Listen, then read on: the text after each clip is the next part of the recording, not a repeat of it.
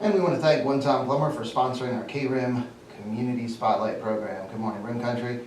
Chris Higgins in the studio here in the Sawmill Theater Complex on this beautiful Wednesday morning. Hope you're having a great day. Enjoying a little bit cooler weather. Looks like we're going to have a little cooler weather today, tomorrow. Then it'll start warming up again, and hey, before we know it, it'll be warm. So enjoy the cool weather while we have it. Well, in the studio today, our guest is District 1 County Supervisor Steve Christensen. Good morning, Steve. Morning, Chris. How are you? Doing great, doing great. Again, I enjoy the cooler weather. Me too. As long as, it's a little... I had to put a jacket on. Yeah, there you go. It is a little cold. I was telling you before the program at the softball game, sitting out there. There weren't as many fans in the stands last night. But just want to thank Eric Santana, State Farm, his family, friends. Every year they do a fundraiser for the Payson High School baseball team. And they were out selling carne asadas and just delicious. And it's just a great thing that they do for the baseball program every year. Yeah, they're very active. Yeah, so thank you, Eric and family. So, hey, today we're going to be talking Gila County. Yes. And there's always good things to talk about when it comes to Gila County. That's because we're the best county in Arizona. There we go. The small but mighty.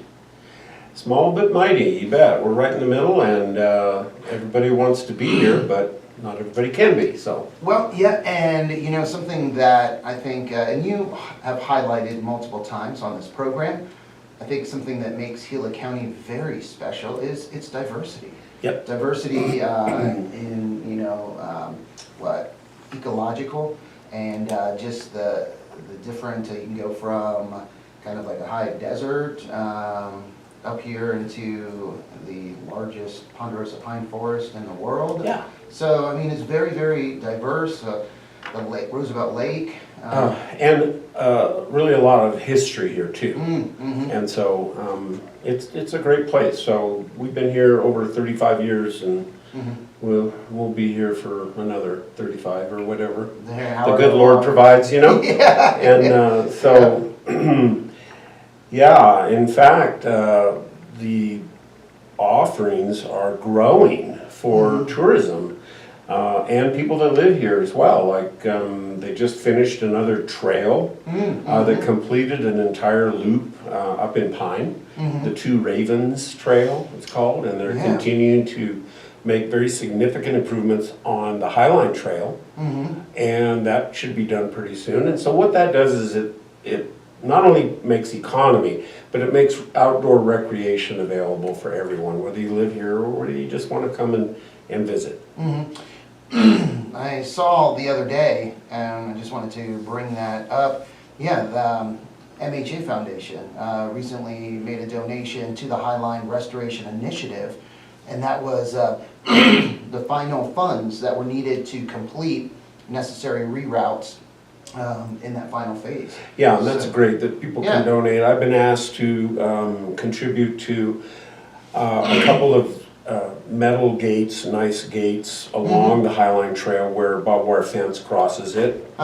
And something that's user-friendly, something that people can open and shut, and horses and bikes and all that can go through. Yeah, it reminds me, or makes me think of Pine Trailhead. Up there in the Pine Trailhead, and those gates they have there. Oh my goodness. So they're kind of expensive, but they're a lot easier to use than your traditional barbed wire gate. Yes. Where people struggle to get them open or get them shut again, and they have cattle in the area, so that you've got to maintain that gate. Yes. So. Well, and I think back to, going down Doll Baby, and going off on some of those trails or roads off of Doll Baby, and they have the fence there with the wire loop, and you put it over the post. But on a trail that has more heavy use, like these trails in Pine, it makes sense to have. Yeah, the old ranch style gate still very prevalent when you're off road and going around, but some of them can be pretty challenging to get over. Or back shut again, You have to really put some weight you into it. You have to kind of figure out how to do it. And then you gotta watch you don't get your finger stuck in there. Yeah. Because that, Yeah, not fun, well, not fun. you don't want somebody to find you a week later with your thumb stuck in the fence, you know? Come on, man, cut it off, it's only one digit. It's only one It's digit. one digit, we got nine others. No, so, yeah, that is great, you know, the trail, seeing the trail works being completed. Not only wonderful for recreational purposes, but for supporting, you know, wildfire or to help. Right, wildfire. creating immediate and easy access into areas of the forest. Mhm. We just got done with our pre-fire season meeting. I don't know if you saw that in the paper. Yes, yes. Last Wednesday. Yeah, so what were some key takeaways from that? Well, we've been doing it annually for a number of years, and this one was very good, probably one of the better ones. We were able to do it just under 2 hours, which is pretty significant considering there's about 70 people there, and all these different departments, fire departments, rural and urban, and then also policing agencies. We had Payson Police, the Tribal Police, the Sheriff's Department, off the top of my head, and then we also had APS there, ADOT was there, and so everybody gets a chance to talk about the things that they're doing, whether they're part of a Firewise group, a trail group, etc. And the Forest Service, of course, was there, and they did a presentation on what to expect this year. And so it's a prediction, like any other prediction, and so there's a science behind it, but it's not absolutes. Every year we go into it knowing that we're going to experience some fires. It's the idea to me is just to keep it from being a catastrophic, devastating, huge fire that burns houses down and that sort of a thing. So we need to understand fire is part of the dynamic of where we live, but then also be prepared for it and try and prevent it around your home by firewising. Yeah, I think just came to mind now, it's not so much that we should fear fire, but have a respect for fire. Oh, yeah. Because just like you said, it has a role. It is necessary, and we've seen from years of kind of not allowing fires to do what they're designed to do, kind of, you know, having to play catch up, and, you know, there's more overgrowth than maybe there should be. So the Forest Service, though, doing a wonderful job kind of getting that under control and getting that under brush and things. Yeah, the rim country is seeing a lot more attention in the last 10, 15 years than it has in the past. And so there's a lot more of the fire suppression areas around communities, and those need to be maintained. They have a new way of handling some of the brush without having to go in and actually just chop it up or hit it with a chainsaw. They have machines that grind it all up, and it's fast and it's quicker, and they can do more. But the plant usually will remain alive and grow back, so you have to go back every 3 or 4 years and do that. But it's easier to maintain something than it is to start. So it's been neglected for years. Yeah, oh yeah, and there's thousands, tens of thousands of acres. Yeah. So. And that's good that you brought that up, because yesterday our guest was Greg Raymond, and he was talking about the Rim Country Wildfire Symposium that's happening April 12th. And that's at Gila Community College. Again, it starts at 8 a.m. From 8 a.m. to noon, there's kids' activities and free childcare. So families that want to come out, you can have your kids go to the childcare while you go to the different presentations. And they're going to have expert sessions on wildfire prevention, property protection, updates from the Forest Service, insights on range management, support from, there'll be local nonprofits like Pine Strawberry Fuel Reduction there, and other groups. So just a very informative event that really we encourage all Rim Country residents to attend, because the more you know how to prepare, again, because it shouldn't be a case where we're just sitting in fear of wildfires, but we should be prepared. And we should know and understand when we see that fire burning. Like it was the fires, the Horton fire, and the fire up in Pine. It was good to see the people, mainly on social media or when you talk to them, that understood the benefits of those fires and how they were a positive thing and what they were doing and viewing it in a positive light. They produced smoke that was irritable, irritating to people. But now we look at forest health and safety of our communities, and it's improved. You still had people though that said, "Oh, this is horrible, this is terrible, we're about to burn, they're not doing their job, they just need to put it out, they need to put it out." And even though it was explained, over and over, Right. but that just needs to continue, the education. Yeah, it's scary, and especially if you're new here. Mm-hmm. So, like I said before, we've lived here since back when the Dude Fire was here, before that. Mm-hmm. The Dude Fire at that time was the largest fire in Arizona, and it was under 30,000 acres, I think. Wow. The largest And that was one the in largest Arizona. one. In Arizona at that date. Now, back then, Chris, I do not recall anyone using the word Firewise. I don't recall anyone volunteering for brush pits or doing anything like that. That has all come since that time, and so I think there's just a real strong energy right now in volunteerism and planning to get our communities safer. Back then it was just, we don't know what's gonna happen, but the Forest Service will come in and save us when it does. Yeah. And since then, we have seen some fires that top 500,000 acres. I just brought that up. So the Wallow Fire, Yeah. largest in Arizona, 522,000 acres Yeah. in Arizona, and then another 15,000 in New Mexico. So 538,000 acres. Yeah, that's unbelievable. And then the Rodeo Chedeschi Fire, 468,000 Yeah. acres. Yeah. So, wow, for the Dude Fire to be the largest one at that At time. 1990, Wow. yeah, 1990, 30,000. 35 years ago. Yes. Whew. So, Interesting. and there was people that died. There was 6 firefighters that died in that fire. Mm-hmm. And so the Forest Service has really changed their strategy on fighting fires. It's not, they've gone from a suppression dynamic to a controlled kind of a management ideal. And they also don't put their personnel in as much danger as they used to. Yeah. Well, and also the equipment that is used now. Yeah. You see those airliners dumping. Right. Oh my goodness. Used to be all old World War II bombers Wow. and stuff, and then they had a few accidents. Those old Oh. bombers crashed or their wings ripped off, and they finally, boy. those were all subcontractors. So the Forest Service finally said, no more, we're not gonna allow this old stuff in here anymore, it's too dangerous.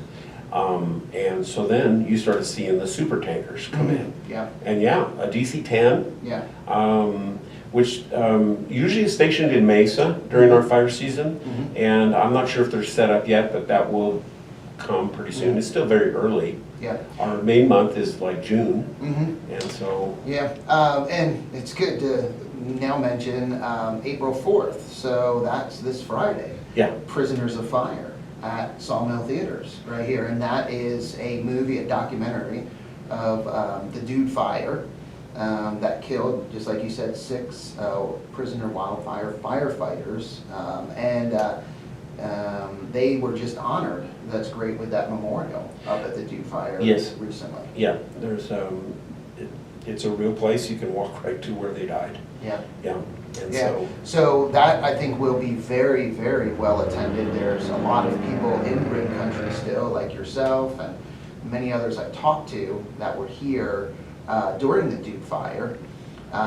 One person I was talking to was working for the paper at the time, taking the pictures, and she was one of the first people, up there documenting and taking pictures. yeah, and we lost the Zangray cabin, the original one, back then, they rebuilt it down here at the park. And that fire, see, I don't think back then they knew as much about fire science as we do now, because no one was really experiencing large events like that. And so when I do remember watching the plume of smoke coming up from that, and it did resemble like a nuclear cloud. It went straight up, it was big, and it was discolored, but it was also white in some areas, so you know there's a lot of moisture in it. And so what happened with these, unfortunately, I think it was the second day of the fire, the ones that died was a result of that tremendous heavy cloud finally reaching an equilibrium point where it was no longer going up, it started collapsing down. And when it collapsed down, it created horizontal wind, it created, it just blew the fire every direction, and they couldn't, they didn't know it was coming, they tried to get out, they couldn't, and they were overrun by it. And I think up until that point, and even at that time, you had logging operations in the community, sawmill. You know, the sawmill, Kaibab, was logging ranchers that... More cattle were in cattle there, which was a benefit. Which was a benefit. So you had all these different factors that contributed. You didn't have as many homes in the area. You had some homesteads, but they were most likely... you know, without using the word, they were firewise. I mean, they didn't build, they didn't put their cabin or their home right in the middle of the trees. You know, it was in maybe a cleared area. So if the trees, there was a fire, it wasn't right on top of their home. So and given that that fire really devastated a lot of what we see when we're looking at the rim, there was only about 60 structures 60, that were lost. Mainly all in one community, Bonita Creek. It overran, and that's where those guys died. They were trying to defend Bonita Creek, and they just ended up in a canyon, and they could not get back to their vehicle. And it just happened so quickly. So anyway. So that April 4th, this Friday, okay, is when that will be in Sawmill Theaters. Do they start at 10, or what are they? It doesn't have the times yet for that one. It just has it coming soon. But we have the movie guys, Hometown Movie Guys, on Community Spotlight this Friday. So we'll be talking about that movie and others that will be starting that day. So yeah, that'd be great. It will be. So what else? Well, but just to add to that, so since the Dude Fire, we've become much more aware of what we need, and so we now have 14 operational, upgraded water sites now in the forest that never existed back then. And we started with bladders. That started about 20 years ago with some, I mean, they're just giant pillows that hold water. Okay, so they're aging, they were from the Iraq War, and they're vinyl. And so they're falling apart. There's still a few viable, and we're keeping those until they're not viable. But we've added actually the solid tanks now, the plastic black tanks. And there's 4 tanks per area. You can dip into them, you can pull water into a truck or whatever. It's a 20,000 gallon capacity. We did get a grant for doing that, and so it's taken 3 years to get that project complete, and now it is. And if you want to know what they look like, next time you're driving south on the Beeline and you get past the Deer Creek area where the you know, the horses are and a little community, you'll eventually come to the road that goes to Globe. That's called the 188. Okay, right there was a rest stop. Okay, everybody complains about it. Well, we should have a rest stop there still. Anyway, that's an ADOT thing. If you look over there on that property where the rest stop was, you'll see one of our setups. And you'll just see the tanks right there, and that's what they look like. We have 14 of those sites, and that's one of them. For immediate response, helicopter response, quick response to try and get things out before they get too big. And then another addition to increase fire safety and wildfire support was the helibase that recently was completed, that we got to tour, and wow, amazing facility right out here in Star Valley. You can't see it from the road, but we've been there. It's top notch, really something. So that makes a big difference because response time, how quickly that's the firefighters can respond. That's the key. Get there. And now APS has a new system on their lines that detects fires and stuff. So that's going to be an added, I guess, safety measure that we do have the towers where people watch for fires. We have people that cite fires. and a lot of them are started by lightning. But anyway, any fire that gets started, now APS actually has a monitoring system for their power lines, so that they can protect their power lines, and they're expanding the areas around their power lines, debrushing, and they've got this special material now that they put a wrap around the poles to where if a fire starts and gets to that pole, it emits some kind of fire suppression thing, and so the pole won't burn. And then as a last resort, they do have a power safety shutoff thing that they are going to employ if they feel a line might burn down or fall over because of wind or a storm or any event like that. And you would hate to see a fire start just because of a windy storm. So they're going to use that as an absolute last resort, and it's going to have to meet a certain dynamic when it comes to the science. They're going to have to meet several hurdles before they actually shut the power off. Yeah, it was great presentations given by Janet Dean, also Joe Weathersby, and then here locally we have Mike Shaw, all with APS, and they've done a great job. APS, I think, I know they've been very, very proactive in implementing some of these safety measures. And then educating the community, letting the community. Yeah, so be prepared. Go to readygila.com and sign up for that program. It's free. You're not going to be solicited for anything. And it's available according to your address for you to receive text messages like that of if there's an emergency, a situation, or anything that might be going on that requires your attention. Okay, so that's one thing that you can do for yourself, and it's the ready, set, go dynamic. Ready is something you should have done already. You should be ready to know if you need to leave your home in an emergency, what you're going to do about it. You're going to take your pets, you're going to take your prescriptions, you're going to take enough clothing and things like that, money, that to last a few days.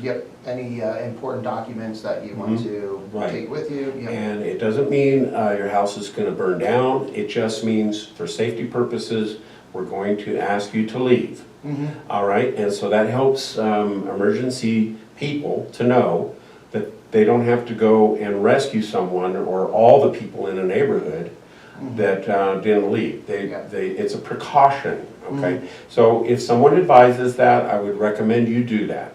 Okay, and then so that's one aspect, and then be prepared also if the power goes out. So now SRP, which runs the power down basically in Tonto Basin south of there, they have a similar program, and so if the power goes out, it doesn't mean it's going to go out everywhere. They have these different lines. Okay, so in Payson, there's probably 8 or 9 different lines. So if they feel that they need to shut it off over on the west side, they can isolate that out fairly well. The things that are more grouped are like pine strawberry. I mean, that's like one line. So be prepared, at least mentally, what you're going to do if the power goes out, because they will have to inspect the lines after the storm event is over, and it could be up to 20 hours, they say. Now 20 hours is a day, okay, so you're not going to be opening and shutting your refrigerator and things like that, but if you have a little generator, you might be able to keep some things going, or you might be prepared to just say, you know what, I'll go visit the kids, I'll go to my friend's house, I'll go get a motel room, whatever. And you're prepared mentally for that. And I know what's becoming more and more popular, and the technology is improving, the battery backups or the battery cells that you can run. They make larger units, so you can run, you know, your refrigerator, HVAC unit, certain appliances, lights. So depending on how much you want to spend, and then, you know, if you use those, if they last to give you 24 hours, 48 hours of power comes back on, it's restored, and then, you know, charge it back up. Keep some gas in your vehicle. I mean, you can go and sit in your vehicle and turn on the air conditioning. Or the heat. And listen to the radio. So anyway, it's not the end of the world if you lose power. You're just reverting back to the 1890s. And you can make it for 20 hours, I would hope. Yeah. Have a comment on here. Debbie Henderson watching. How you doing, Debbie? It says, hope we're not letting fire service employees go along with others in the country. Not really a Gila County issue. But, No, but I did ask that question to the Yeah. Forest Service, and as of right now, yeah, and I don't believe that they will, there is no cutting of money, budgets, or personnel when it comes to what we need for our fire season. yeah. Okay, Gotcha. so some of the ones that are being cut are employees that may be just hired Mhm. or in a probation time period.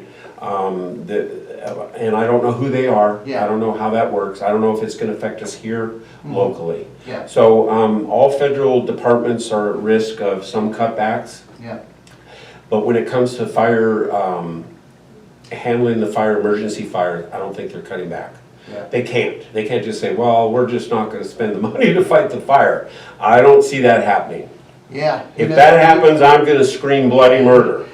Yeah, we just can control and know what's happening here in Gila County. Yeah. And No, it's, we're going to fight for our it's good. forests, and we're going to fight for the people that work here locally Yeah. to continue doing that. And that's where I encourage you, Debbie, and everyone else, go to the Wildfire Symposium, because Tonto National Forest will be represented there. They'll be giving presentations.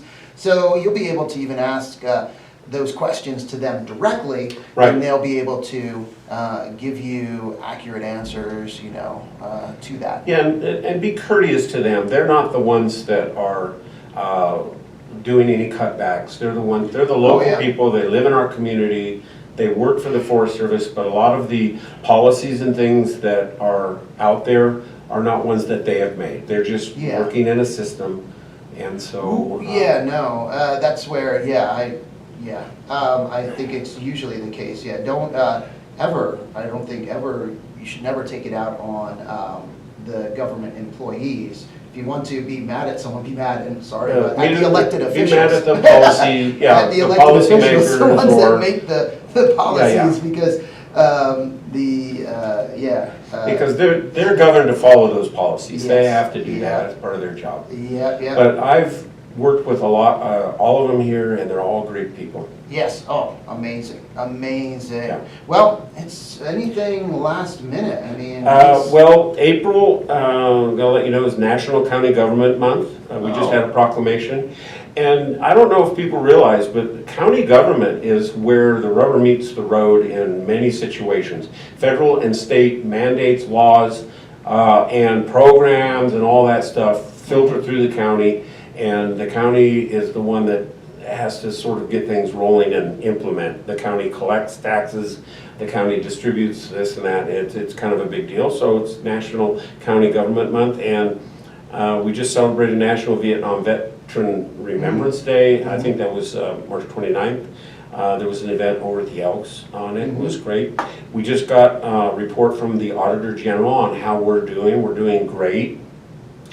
There's always what they call findings, and the findings are simple things. Usually they're not egregious. They're like, we would like for you to be better at reporting the outcome of this economic development grant. You don't have enough the correct paper in your file for it, and so that it becomes a finding. We had a total of 5 findings. 2 of those findings were actually from the last year that we hadn't quite completed yet through the IT program, but they're done. So in reality, we had 3 new findings, and one of them was just simple things like we have lots of bank accounts. The county had lots of different bank accounts that we work with through all the different departments, and so they found someone that was no longer an employee but still was a signer on one of the accounts. Gotcha. They didn't have access to the money. There's no way they could have ever gotten money, but it was just one of those little things like, oh, well, we missed that, and so then what you do is you develop a policy to make sure that that doesn't happen again. Yeah. And so that's the kind of stuff that happens. Gila County is a model county when it comes to the Auditor General, especially with our IT program.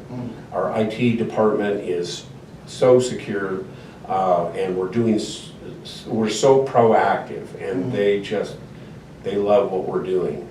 And so they'll be before the Board of Supervisors in the next month or so to give us a report. And the last time they were there, I asked them point blank, I said, is there any counties that don't ever have a finding? I'd say no. A zero, Yeah. like 100% perfect. And they go, oh no, that's pretty much impossible. Yeah, and They'll find something. and the larger you get, the higher the population, the higher the budget. I mean, you're just bound to have little administrative errors. Oh, administrative, yeah. And so there's counties out there that have dozens of findings, and we have 5. Yeah. You know, it's almost nothing. We're current on all of our audits. We're current on everything. It's just, we have a great finance team. We have a great county. I mean, we're doing great. That is good. I'm really happy to be working with Gila County. Good to hear. Good to hear. And just quickly, any update on the court building? Is that still? Yes, the court building is moving right along. Of course, they ran into some snags. That's normal. They ran into, but it hasn't affected the timeline, and we're looking for a July completion. Nice. And Very nice. the courts will then be able to move right back in there. And that's right on schedule. That's where we need to be out of the building on Longhorn. We need to be out of that by August because the senior center wants to start their remodel. Yep. And so we have some of the offices in the TCM complex right there across the parking lot, and also on the Longhorn building. And so they'll be very happy to occupy the building. Go back home. They go back home, get everything where To a it nicely belongs, and remodeled home. and so they've been really great. They just, it's just they're out of their element, and it's a temporary situation. Yeah, that creates challenges. But, Well, and the courts never stop. There's never like a day off in No. the courts. It's always something going on, and so it's a big coordination. You know, trying to keep all the different rooms scheduled properly and all that. So it's going great. There we go. Well, Steve, thank you so much. Oh, you're very welcome. Coming on and sharing, giving us an update on what's happening in Happy to do Gila it. County. And thank you everyone for tuning in. Thank you everyone for watching online. Hope you guys have a wonderful Wednesday, and again, enjoy this cooler weather while it's here. Well, time to get back to the music here on KRIM with some Mountain, Santana, Weezer, and more. But first, let's get a quick update from the National Weather Service. You guys take care.